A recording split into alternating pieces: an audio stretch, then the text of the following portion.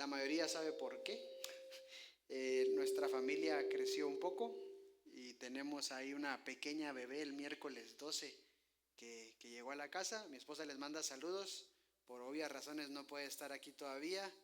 La bebé está pequeñita. Espero que pronto pueda traerla y la puedan conocer y puedan sonreír con ella, porque es una cosa muy, muy tiernita, muy chiquita, muy, muy preciosa, ¿no? El ver una personita nueva en la casa y todos los que han tenido esa experiencia cercana. Ahorita estoy cerca porque estoy aquí en casa de mis padres, al menos esta semana, en lo que nos adaptábamos a estos nuevos cambios y la ayuda que necesitábamos, pero pues la vida continúa y la vida avanza y la vida pues sigue abriéndose paso, ¿no? Entonces, no sé si estamos bien con el audio, escucho algo choncito, no sé cómo están ustedes, no les afecta, si no pues cambio a micrófono. ¿Estamos bien? ¿Sí? Perfecto. Bueno, vamos a hacer un viajecito, quiero que lo hagan conmigo, vamos a Lucas capítulo 10. Vamos a ver un texto y quiero compartirles algunas reflexiones sobre este texto. Es un texto conocido. Dentro de este texto está la famosa parábola que todos conocemos, bajo el nombre de la parábola del buen samaritano. La historia o relato del buen samaritano que la mayoría de nosotros ha escuchado y que es una de las historias universales más conocidas aún fuera del cristianismo. Hay un par de historias, la más conocida es el hijo pródigo. Aún fuera del cristianismo, el hijo pródigo, todo el mundo más o menos tiene una idea de lo que significa esa historia. Y el buen samaritano es la segunda en orden como parábola de Jesús. Y el hecho de que ya hayamos escuchado esa historia no quiere decir que, espero que no les distraiga de lo que Dios pueda decirnos hoy a través de esta parábola. Regularmente a mí hay dos formas cuando uno se acerca a una enseñanza. Una es agarrar un tema, ir a la Biblia, tratar de explorar ese tema. Es algo que a mí me gusta mucho hacer porque me gusta ver la conectividad que tiene la Biblia con muchos versículos y viajar de un libro a otro, de un escritor a otro y ver lo que la Biblia puede decir globalmente acerca de un tema. Y podemos hablar sobre el amor, podemos hablar sobre la forma de llevar el perdón, sobre la misericordia. Pero también hay otra forma de acercarnos al texto que es agarrar unos versículos y estudiarlos a profundidad, tratar de diseccionarlos, llevarlos en partes y profundizar en qué nos quieren decir 5 o 6 versículos de la Biblia. Y eso es justamente lo que vamos a hacer hoy. Esta parábola no es todo el texto. Esta parábola está en un contexto. Y me gustaría primero empezar con ese contexto. Me gustaría empezar explicando el contexto de este texto. Es una porción de Lucas. Estamos en el libro de Lucas, un médico. Y esta sección que va del capítulo 9 hasta el capítulo 19 de Lucas tiene una particularidad. Lucas es parte de un trío de libros, de evangelios: Mateo, Marcos y Lucas. Estos 3 libros tienen en común que tienen muchos textos paralelos, que al parecer como que se copiaron la tarea, ¿no? Algunos dicen que Marcos fue primero, otros dicen que Mateo fue primero, otros dicen que había otro texto por ahí que era primero y que de ahí se copiaron algunos y que luego Lucas fue poquito a copiar la tarea de los dos y le agregó lo que le agregaron otros apóstoles según su investigación para contarle esta historia acerca de Jesús. Juan hizo su tarea aparte, él sí no fue y no le contaron un poquito cómo estaba el asunto, lo escribe también ya muchos años después y él pues como testigo principal de todos los eventos del ministerio de Jesús, pues tiene una perspectiva. Pero Marcos y Lucas tienen esta perspectiva en donde ellos tuvieron que investigar los hechos de Jesús. Y Lucas se parece mucho a Mateo y Marcos, pero el texto que vamos a estudiar hoy no está en Mateo y Marcos. Hay muchas parábolas en común, menos esta. Esta la tiene únicamente Lucas. Entonces podemos leer versículos similares, pero el que hoy vamos a leer no se encuentran paralelos. Y el texto dice así. Comienza de la siguiente manera. Lucas capítulo 10 y versículo 25. Y he aquí un intérprete de la ley se levantó y dijo para probarle. Algunas versiones dicen, he aquí un doctor de la ley se levantó para tentarle. Dicen otras versiones. Y como no tenemos paralelos, no podemos ir a otro lado para saber si la pregunta tiene otro matiz, si otro escritor lo redactó de otra manera. Pero en Mateo 19 hay una persona que hace una pregunta similar a la que va a hacer este hombre. Veamos su pregunta en el versículo 25. Maestro, dice, refiriéndose a Jesús, ¿haciendo qué cosa heredaré la vida eterna? Dice, ¿haciendo qué cosa heredaré la vida eterna? Y en Mateo 19, el joven rico se acerca a Jesús y hace una pregunta similar. Maestro, ¿qué haré, qué bien haré para tener la vida eterna? Son prácticamente iguales. Y estas preguntas, más allá de lo que sabemos del texto, nos indican que estas personas tienen una inquietud en su interior que los lleva a cuestionar a Jesús para obtener esta respuesta que es tan importante. Pero en este caso, en el doctor de la ley, esta persona que ha estudiado la ley, Lucas nos dice que hay una intención detrás de su pregunta. Su intención es tentar a Jesús, probarle, ponerlo bajo evaluación.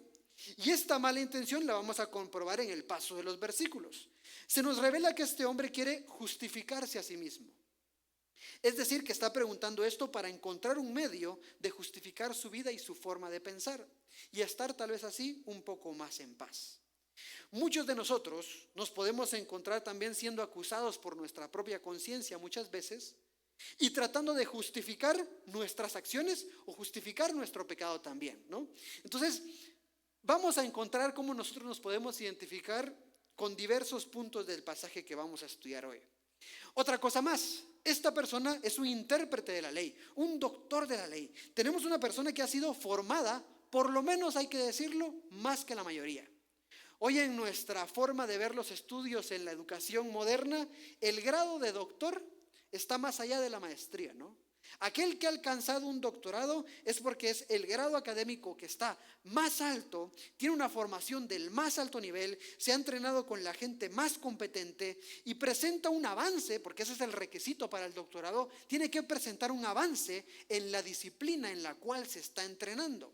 No es solamente saberse lo que ya dijeron otros, tiene que romper una brecha y decir algo más acerca de lo que está diciendo. Claro, este hombre no es un hombre educado en la educación moderna. Entonces tal vez él no estudió tanto, pero podemos decir que por lo menos es una persona preparada en la ley. Es un experto en la Torá, en los libros de Génesis hasta Deuteronomio. ¿Y por qué es importante todo esto? Porque él le va a hacer esta pregunta a Jesús y Jesús, muy a su estilo, cuando era cuestionado, va a responder con otra pregunta. No le va a contestar un sí o un no. Muchas veces cuando nosotros nos acercamos en oración o nos acercamos a la palabra, quisiéramos una respuesta de Dios que fuera una respuesta clara, ¿no? Una respuesta de sí y no. Una respuesta en donde nos diga exactamente lo que tenemos que hacer. Así como lo que él está preguntando, ¿qué puedo hacer para alcanzar la vida eterna? Y él esperaba los 2 o 3 pasos, como escriben ahora los libros, ¿no? Las 10 actividades que me llevarán a la vida eterna. Pero Jesús no contesta de esa manera. Es un poco más difícil lo que hace Jesús, pero también Jesús sabe las intenciones en el corazón de este hombre. Jesús de manera muy gentil nos devuelve preguntas y nos deja dialogar para que tal vez de esa manera nosotros encontremos de forma sincera y honesta lo que realmente está en nuestro corazón. Así que en el versículo 26, ¿qué está escrito en la ley? ¿Cómo lees?, le preguntó. Básicamente le dice, ¿cómo interpretas lo que dice la ley?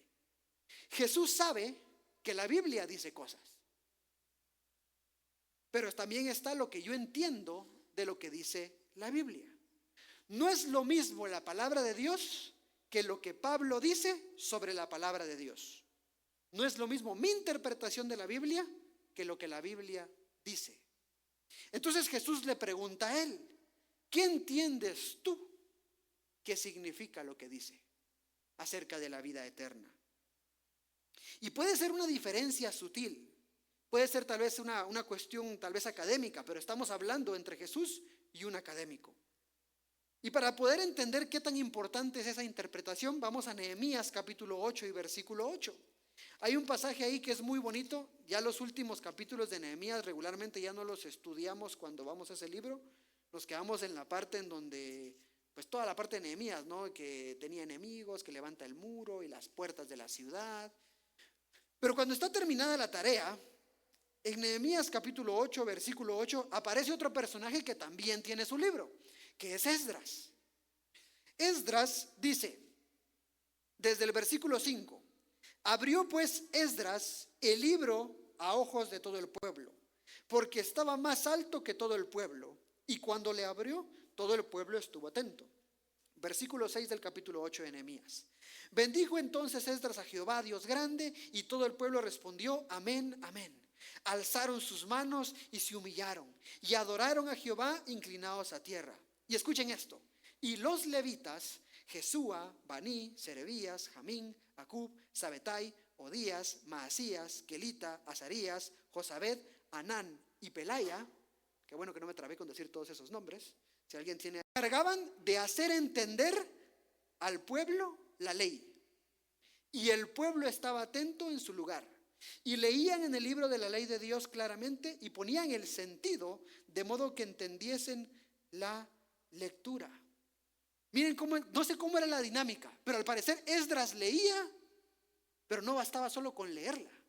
Necesitaban gente que interpretara lo que les estaban leyendo, porque era una ley que para ellos se les había perdido. Y entonces ellos estaban atentos, porque aparte de que se las estaban leyendo, les estaban explicando la ley.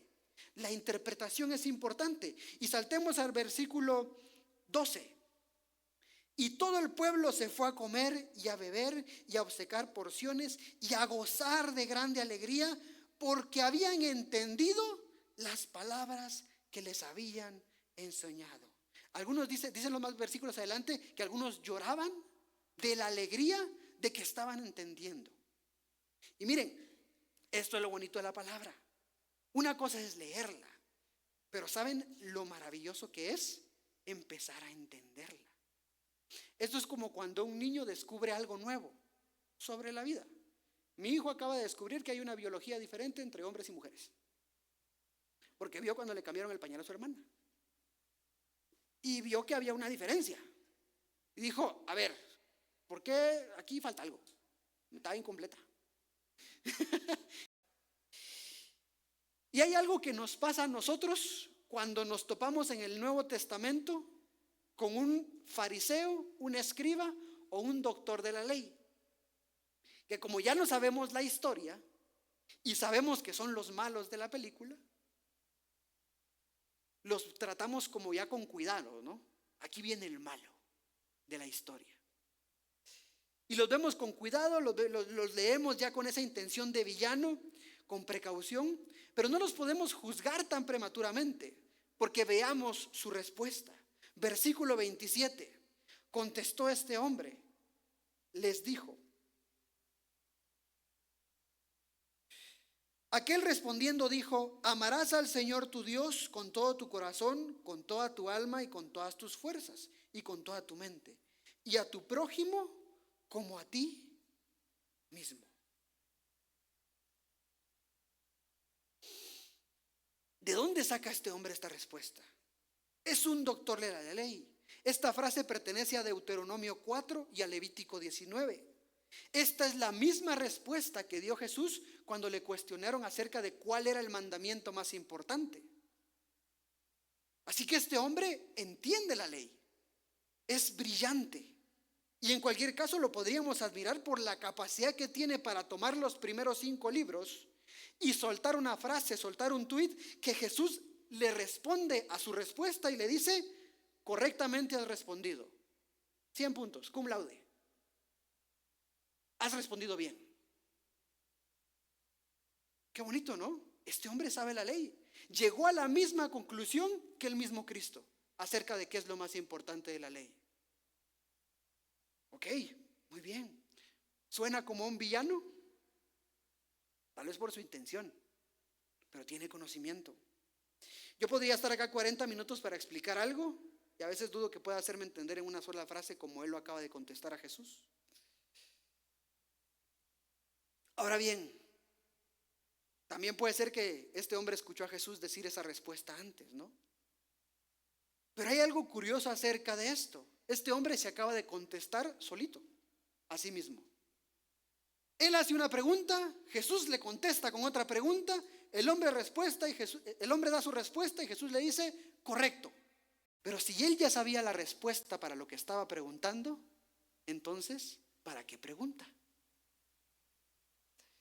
Jesús que no da una puntada sin hilo, Jesús que no desperdicia una frase, le añade algo a su respuesta y le dice: haz esto y vivirás. Y lo atrapa a este hombre que es muy brillante. Porque la pregunta del principio es: ¿qué haré para heredar la vida eterna? Y Jesús, si quisiera responder de forma clara y evidente, su respuesta sería: no hay nada que puedas hacer, porque lo que necesitas es que yo vaya a la cruz para que yo lo haga por ti. Porque en tus fuerzas no hay nada que puedas hacer. Pero este hombre no estaba tan interesado en la respuesta de Jesús. Él pregunta para tentar. Y cuando Jesús añade esto: haz esto y vivirás, este hombre que está formado en la ley, él sabe que lo que le acaba de decir Jesús no es posible. Porque él sabe que desde que la ley le fue entregada al pueblo de Israel hasta el día en que él está conversando con Jesús, no hay una sola persona que haya cumplido la ley al 100%. Por lo tanto, cuando Jesús le dice: haz esto y vivirás, lo que le está pidiendo Jesús es imposible.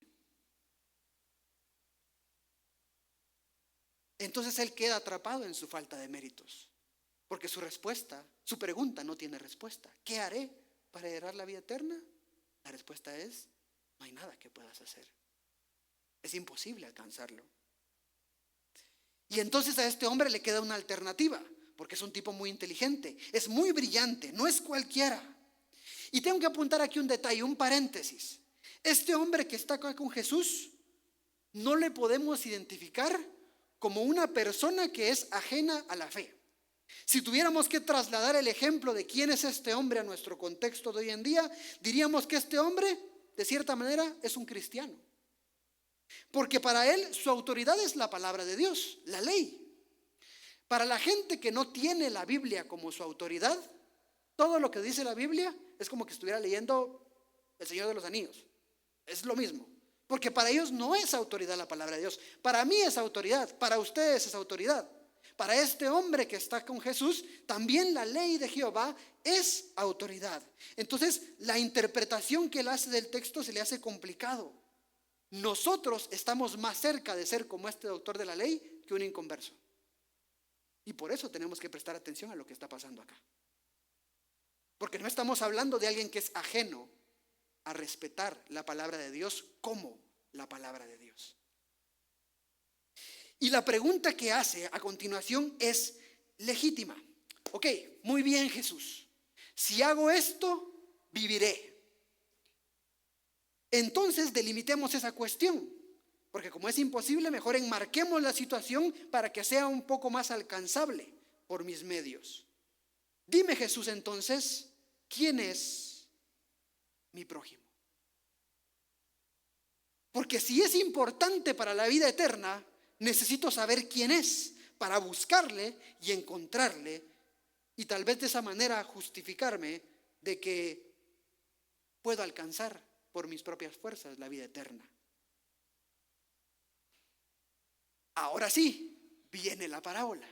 Con ese contexto viene la historia. Jesús no explicó esta parábola en el vacío, la explicó a un doctor de la ley. A veces pasaba que Jesús tenía de público a sus discípulos, ¿no? Terminaba de contar la parábola y los discípulos llegaban con Jesús. Jesús, ¿qué? No entendimos. ¿Nos podrías explicar? Jesús sabe que está hablando con alguien que entiende lo que está a punto de decirle. Entonces es distinto lo que va a pasar a continuación. Jesús explica esta parábola a un doctor de la ley judío. Y para colocarle un poco más de sabor a la parábola, Jesús sabe dónde está parado. En el capítulo 9, versículo 51, un capítulo antes de la historia que estamos leyendo, se nos cuenta que Jesús ha empezado a caminar de Galilea a Jerusalén. Y que en vez de rodear la región como hacían los judíos, él quiso pasar a través de Samaria. Y ahí tenemos la historia de la samaritana. Eso acaba de suceder un capítulo más adelante. Así que probablemente esta conversación está sucediendo en Samaria. Está sucediendo en un lugar donde ellos no deberían de estar. en un lugar donde había como un pique racial entre ellos, donde no se soportaban. Así que Jesús está cruzando Samaria con sus discípulos mientras sucede esta conversación. Y la conversación, ¿cómo la conocemos nosotros? El buen samaritano, contada en Samaria, probablemente. Dice versículo 30. Respondiendo Jesús dijo: un hombre descendía de Jerusalén a Jericó y cayó en manos de ladrones, los cuales le despojaron e hiriéndole se fueron dejándole medio muerto. Aconteció que descendió un sacerdote por aquel camino y viéndole pasó de largo. Vamos a parar ahí. Dice, cierto hombre venía por el camino. Un hombre descendía de Jerusalén a Jericó. ¿De qué nacionalidad? No dice. Pero por alguna razón asumimos que es judío, ¿no? Porque va de Jerusalén a Jericó. Entonces, asumimos que es judío. Pero la verdad la Biblia no dice que es judío. Pero baja de Jerusalén, así que dejémoslo así. Ese hombre cae en manos de asaltantes en un camino montañoso que, para ponerlo en contexto hoy en día, es como meterse en los rincones oscuros de la ciudad. No era camino ni para ir en momentos oscuros, ni para ir solo. Era un camino peligroso. ¿Qué más dice el texto? Que lo desnudaron, que eso ya es pasarse un poquito más en un asalto. Que lo golpearon. A mí me han asaltado, pero nunca me han dejado desnudo. Sí, no, eso ya es ir un poquito más allá de querer hacerte daño, ¿no? Lo golpearon y se van dejándolo medio muerto. Por coincidencia, dice Lucas, por azares del destino, iba pasando por ahí un sacerdote. Que no hay tantos sacerdotes en porcentaje con la población. Pero ¿quién es el oyente de esta historia? El doctor de la ley, que probablemente se movía en un círculo donde sus amigos eran los escribas, los fariseos, los sacerdotes, ¿no? Básicamente aquí Jesús le está diciendo, y pasó uno de los tuyos cerca de este hombre. Dice que ese sacerdote por aquel camino, viéndole, pasó de largo. Versículo 32, asimismo un levita, llegando cerca de aquel lugar, viéndole, pasó de largo. Pero un samaritano que iba de camino vino cerca de él y viéndole fue movido a misericordia. ¿Qué es lo que haríamos todos si vemos una persona tirada en la calle, en el suelo, en malas condiciones? Primero lo que pensaríamos es que probablemente esta persona se pasó de alcohol o drogas o algo y por eso está ahí en la calle. No pensamos, ay, pobre inocente, pobre criatura que acaba de sufrir algo. Porque nosotros no vimos el asalto. Nosotros ya solo vemos la consecuencia. Mucha fiesta y lo quedó así. Hasta le podríamos decir a un hijo, ¿no? Mira, estas son las consecuencias de apartarte del camino de Dios. Terminás así, ¿no? Y normalmente tenemos también un instinto de protección, ¿no? De seguridad que nos hace proceder muy evangélicamente a cruzarnos del otro lado de la calle para evitar todo peligro. Es lo que cualquier persona prudente haría, realmente. Y el sacerdote hace exactamente eso. Y luego también un levita, otro de los amigos del doctor de la ley. Estos hombres eran apartados por Dios desde la salida de Egipto para dedicarse a las cuestiones espirituales. Pero hacen la misma escena los dos. Ven a un tipo en el suelo, desnudo. Y no hay muchas dudas de que está en malas condiciones, pero es evidente que no está muerto. Lo dejaron medio muerto. Saben que está vivo, porque respira o se mueve o se queja, no sé, algo está haciendo, pero la historia da a entender que ellos vieron que estaba vivo. Y por casualidad una tercera persona que es samaritano y que probablemente en ese lugar que están escuchando esa historia, porque esta no es una conversación uno a uno, sino en unos versículos, en unas versiones de estos versículos, en el versículo 25 comienza, y se levantó un hombre para tentar a Jesús. O sea que probablemente Jesús está enseñando y como que alguien aquí se levantara a decir algo y empezar a hacer una pregunta. Entonces hay un público. O sea, esta conversación no es en privado. Así que probablemente hay samaritanos oyendo esto que están disfrutando la historia como no tienen idea. Porque ahorita va a aparecer un protagonista que es como ellos. Y hay oyentes samaritanos ahí, se acercó a él, dice que este hombre se acerca al herido y viéndole fue movido a misericordia, fue movido a compasión. Y luego el texto explica un montón de cosas que hace este samaritano por el herido. Le venda sus heridas, derrama aceite y vino sobre él, lo pone sobre el caballo. ¿Cuántos de ustedes se han imaginado esta historia del samaritano llegando a caballo al lugar? Porque lleva un caballo. Y no sé ustedes, pero si yo estoy haciendo un viaje y sé montar a caballo, no voy a la par del caballo, voy encima del caballo. Que probablemente este no iba a pie, iba tal vez montado en su caballo. Se bajó de su caballo para atender lo que estaba haciendo.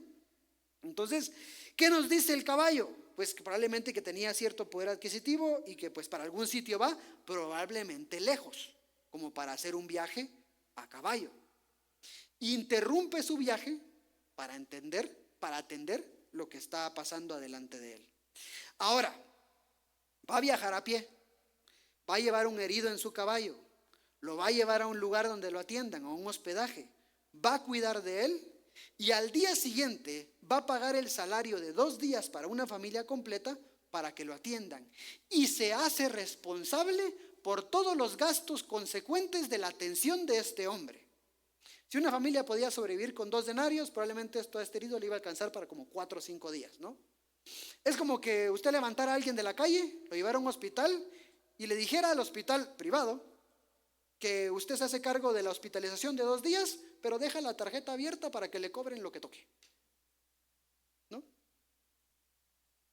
Y lo llevó al Pilar o algo así, para que le salga caro, ¿sí? Para que le salga bien, ¿sí? Entonces, la mejor atención posible, ¿no? Bueno, podríamos decir muchas cosas, pero vamos a tratar de remarcar algunas.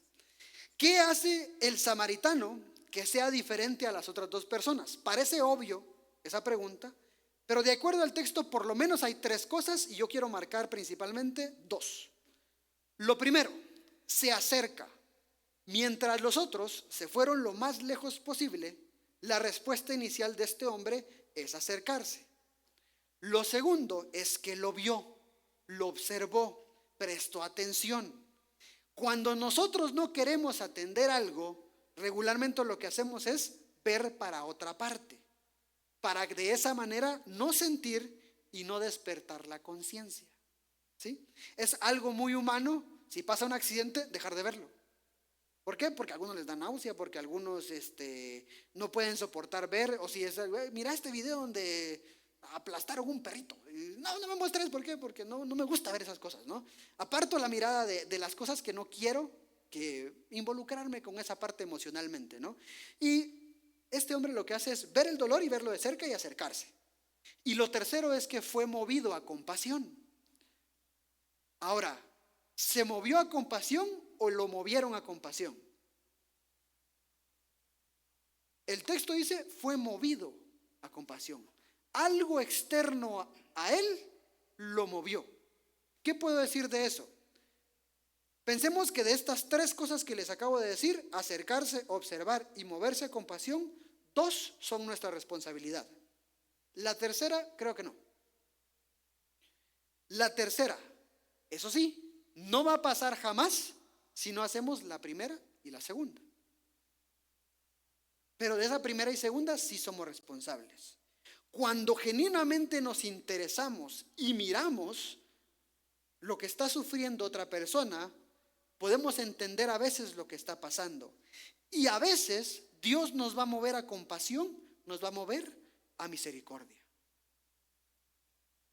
Yo les voy a ser muy sincero con lo que estoy a punto de decir. Y tal vez no somos tan diferentes, pero tal vez se identifiquen con esto.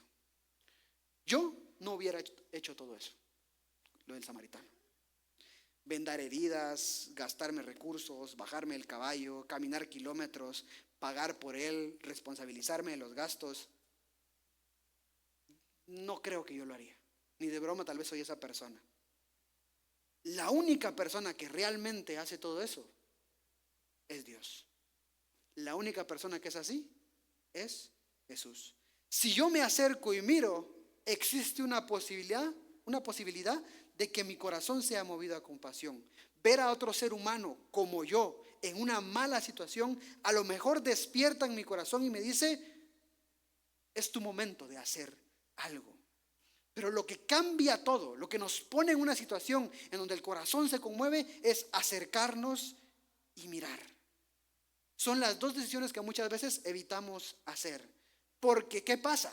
Cuando ya nos acercamos a ver, y si Dios nos movió, cuando Dios mueve algo, nosotros ya perdimos control de la situación. Vamos porque vamos. Porque Dios nos mueve. ¿Sí?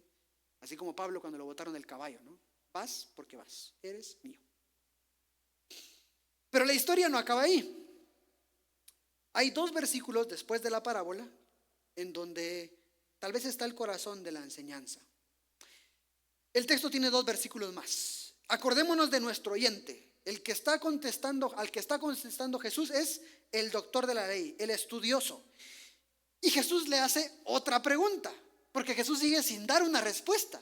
Miren qué vacío era Jesús para dar respuestas, ¿no? Jesús hace otra pregunta y le dice en el versículo 36, ¿quién pues de estos 3 te parece que fue el prójimo del que cayó en manos de los ladrones? ¿Cuántos personajes hay en la parábola? A ver, ¿quién da más? 4 dicen, 5. ¿Quién da más? 6. Pues yo cuento por lo menos 7.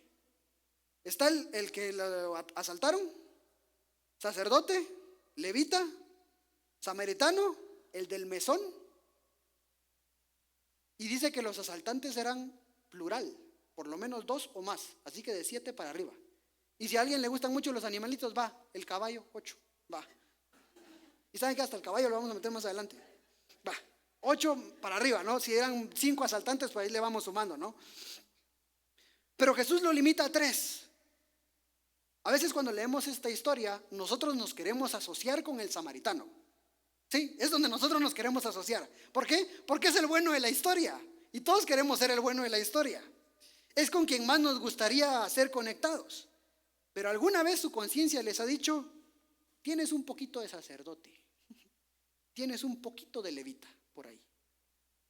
¿Cuántas veces hemos pensado que tal vez somos el herido y somos los que necesitamos el auxilio? O a veces somos el mesonero, que por azares del destino terminó involucrado en una buena obra porque le llegó, porque era su negocio y alguien le pagó, pero termina como impactado por la misericordia del otro que llevaba a un herido, ¿no? A Jesús no le sobran personajes en la historia. Si Él los pone es porque tienen una función. Vamos a hablar de los personajes un poquito, pero el centro de esta predicación está en este versículo, porque Jesús le hace esta pregunta a este estudioso de la ley. ¿Quién de estos 3? A ver, doctor, ¿qué dice la ley?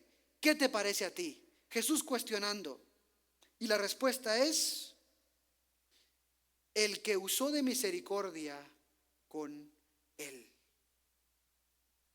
¿No? Esa es la respuesta que da el doctor de la ley. Esta prédica la he titulado Llegar a ser prójimo. A veces la visión que tenemos de nuestra vida es como muy estática, ¿no? ¿Eres o no eres prójimo?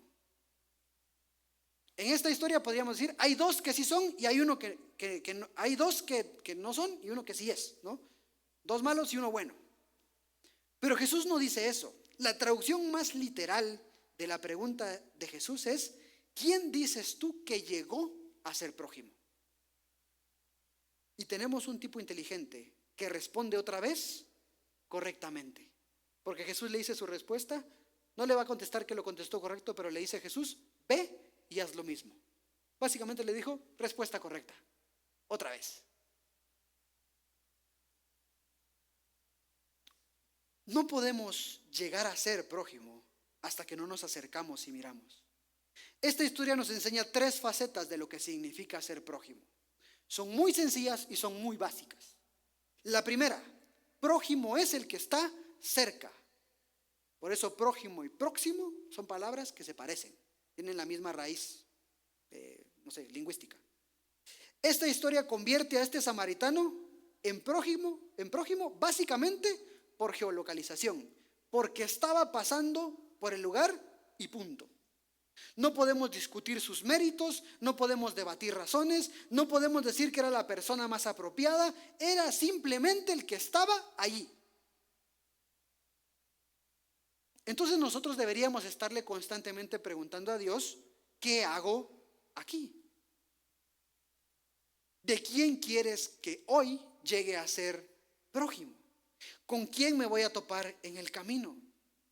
Quizá la razón por la que nos movimos de trabajo, nos movimos de casa, nos movimos del lugar donde estamos, es porque hay un herido que necesita que estemos cerca de él y que necesita que lleguemos a convertirnos en su prójimo para que esa persona encuentre quien le salve. Y no es cuando encontramos a alguien a quien hacer el bien, no es momento de llamar al pastor para compartir, para que él comparta el evangelio por uno. El que está en el camino, el que está cerca, soy yo. Tal vez nos podemos apoyar en nuestros líderes, ¿no? Pero la persona que está cerca en ese momento, ¿eres tú? Soy yo. Segundo, prójimo es el que está cerca. Eso es lo primero. Prójimo es el que se acerca. Porque una cosa es estar cerca, pero quedarme quieto, no hacer el movimiento. Cerca también estuvieron el sacerdote y el levita, pero no se acercaron. Si en ese tiempo hubieran teléfonos, y como ustedes saben que el teléfono los rastrea donde están, aunque ustedes no quieran. Pueden entrar al historial del teléfono y decir, se movió por todas estas partes. Sabe perfectamente por qué calles pasan y qué publicidad les pueden tirar. Esa información se vende. Todo el mundo sabe dónde están ahora todos a toda hora. Hubieran podido ver los teléfonos del sacerdote y decirle, usted pasó por ahí. Usted pasó por ahí a la hora donde este estaba tirado. Así que prójimo es el que se acerca. Y prójimo es el que hizo misericordia con él. Son muy sencillas esas realidades y son muy fáciles de evaluar. No es una complejidad espiritual lo que estamos diciendo acá. Si nos acercamos o no nos estamos acercando, lo podemos decir. Solo necesitamos dar el primer paso. Miren, ni siquiera nos tenemos que despertar a nosotros la misericordia, porque eso es trabajo del Espíritu Santo. Nuestro trabajo es acercarnos y ver. Y quizá no todas las veces, pero en algún momento no vamos a poder huir de la situación porque el Espíritu Santo nos está empujando a hacer algo. Así que Jesús le da la vuelta a las preguntas del doctor de la ley. ¿Quién es mi prójimo?, preguntó a él. Y Jesús le contestó, ¿de quién eres tu prójimo? Esa es la pregunta de Jesús. La pregunta del doctor de la ley es legítima. Y al final se convierte en una pregunta pastoral. ¿A quién estás dispuesto a acercarte? ¿A quién estamos dispuestos a ver de cerca en su dolor y movernos a ayudarle? El versículo 37 con el que acaba este relato nos recuerda la ironía de todo esto. Es, ¿qué debo hacer? ¿Qué no debo hacer? ¿Qué haré para la vida eterna? Esa fue la pregunta inicial. Y la respuesta correcta, amarás al Señor tu Dios, haz esto y vivirás. Pero como eso no lo puedes hacer, entonces Jesús le da una vuelta y lo que hay que hacer es misericordia hacia el necesitado. Eso nos pone a todos los que estamos en esta sala en un terreno de juego alcanzable. Porque la ley es imposible cumplirla al 100%, pero que yo haga misericordia cuando me acerco a ver, porque el Espíritu Santo me está moviendo. Y al final Jesús no está contestando la pregunta, porque ese no es el camino a la vida eterna. Sabemos que es por gracia, sabemos que no es por obras. Jesús lo que está contestando es, ¿cómo vivo yo un camino que incluso lleve a otros a esa vida eterna? Porque la historia del cristiano no se trata de sí mismo, sino de cuántos puede llevar a los pies de Cristo. ¿A cuántos puede rescatar? Todos podemos actuar en misericordia. No tiene que ver con cultura, con madurez, con nacionalidad, ni siquiera con los dones que Dios me ha dado. Nos acercamos y miramos a alguien y Dios despertará en nosotros lo que podemos hacer al respecto. 2 cositas más para acabar. Hay 7 personajes, dijimos, ¿no? Y un animalito, pero más adelante vamos a hablar del caballito. Normalmente, si pensamos en esta historia, este samaritano y su misericordia enseña y nos da la oportunidad a los que estamos más del lado del sacerdote y del levita a actuar de mejor manera. Este samaritano enseña a los religiosos, que probablemente podemos ser nosotros, que Jesús está diciendo que hay ocasiones en que las personas del mundo, escuchen esto, y esto qué peligroso y qué triste. Jesús está señalando que hay ocasiones en que las personas fuera de la fe pueden representar mejor la misericordia de Dios que aquellos de la fe. Que aquellos escogidos, que aquellos que se llaman discípulos, pongámosle el nombre que quieran. La misericordia nos da la posibilidad de volver a ponernos en el camino correcto si lo hemos perdido. Ahora bien, la misericordia también salvó al herido. Si algún día nosotros somos ese herido, Dios quiera que nos ponga un samaritano en el camino, porque si no, nos morimos. Así de básico. Cuando estemos en una situación golpeados o nos sintamos solos, menos mal que hay gente que tiene misericordia y que se involucra en el dolor de los demás. Estamos en una época muy individual en donde tratamos mucho de respetar las distancias, en donde meterse en la vida del otro suena raro. Incluso el visitar la casa ahora es como invasivo, ¿no? No, es que no quiero molestar en la casa a nadie y a mí no quiero que me visiten. Pero a veces para ser involucrado hay que ser un poco metido, ¿no? Para meterse en la vida de alguien y tratar de rescatarlo. Porque si no, ¿cómo? No me puedo involucrar contigo a la distancia. Tengo que ponerme cerca, te tengo que cargar, te tengo que poner encima del caballo, te tengo que vendar, te tengo que echar aceite. El mesonero, la misericordia del samaritano involucró a este hombre también en buenas obras. Su misericordia lo incorporó a las buenas obras de alguien que necesitaba cuidado. Muchas veces cuando estamos al lado de alguien que ya está actuando en misericordia, nos va a mover, porque nos arrastra atrás de él y mueve el corazón. Las personas que se mueven a misericordia inspiran a otros, disipulan con el ejemplo. Y tal vez podríamos pensar en una o dos personas que actúan mucho en misericordia, que regularmente terminan arrastrando a otros y uno no entiende cómo. Miren, la misericordia hasta hizo que el caballo hiciera buenas obras. Cargó al herido, ¿no? Él venía cargando a su amo. La misericordia del samaritano, escuchen esto, hasta redujo el delito de los asaltantes. Pasaron de un homicidio a un robo con agravantes, porque no hay muerto. La misericordia del samaritano golpea e impacta a cada persona de la historia. Y para acabar, este samaritano es un tipo perfecto de la misericordia de Cristo por nosotros. Él hizo cosas que nadie haría, que solo Dios hace. Y si alguna vez las hacemos, es porque Cristo mora en nosotros. ¿Qué son las cosas que hizo este hombre? Que en verdad son las cosas que Jesús ha hecho por mí. Porque en realidad también somos el herido de la historia. Jesús no nos encontró heridos, nos encontró muertos en nuestros delitos y pecados. Jesús se detuvo en el camino para curar nuestras heridas. Jesús utilizó su aceite y su vino para curar nuestras heridas.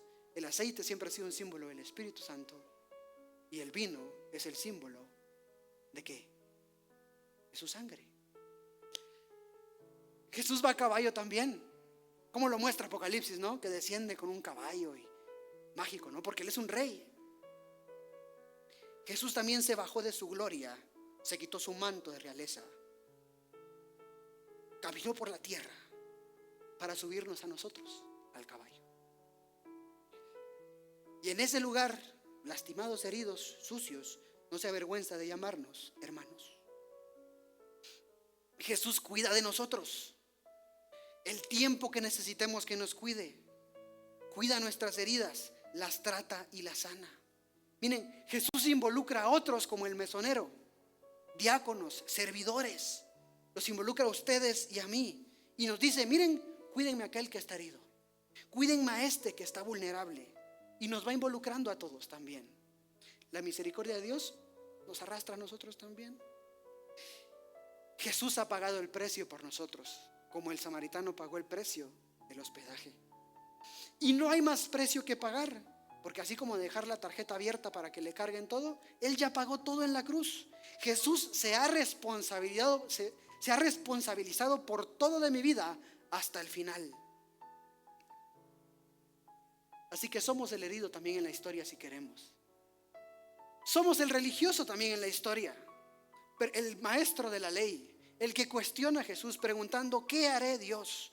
Dame 4 reglas, dame una lista básica para ir al cielo. Porque la gente cree que eso es ir al cielo, completar una serie de requisitos. Pero el camino de Dios es el camino de la misericordia y la compasión. Y que nadie se engañe en este lugar. No se nos va a despertar la compasión y la misericordia así nada más. Solo cuando nos acerquemos y miremos a los ojos a la gente, existe una posibilidad de que Dios haga algo. Ahí es donde nace la misericordia. Jesús ha decidido hacerse nuestro prójimo. Y miren, Él no estaba tan próximo. Él no era como nosotros. Y una de las cosas que hizo fue acercarse. Pasó de ser eterno, que lo es, a ser humano. Pasó de ser glorioso, a ser como uno de nosotros, a vivir lo que vivimos, a experimentar la humanidad, a vivir la vida. Y su compasión lo cambió todo. Y ahora hoy ya no tenemos excusa. No podemos cambiar el hecho de que no podemos cumplir los mandamientos. Eso es un hecho y no lo podemos cambiar. Somos imperfectos, pero podemos salir de acá hoy y acercarnos a alguien y tener misericordia por él, orar por esa persona. La iglesia está sufriendo un cambio, no sé si ustedes se estarán dando cuenta, pero yo lo veo, que es muy positivo. Sí, y creo que viene un buen tiempo para la iglesia, pero también va a ser un tiempo de mucho reto, donde vamos a necesitar mucha misericordia unos por otros para seguir adelante. ¿Sí? Entonces, ¿qué les parece si se ponen de pie y oramos y damos gracias a Dios por su palabra?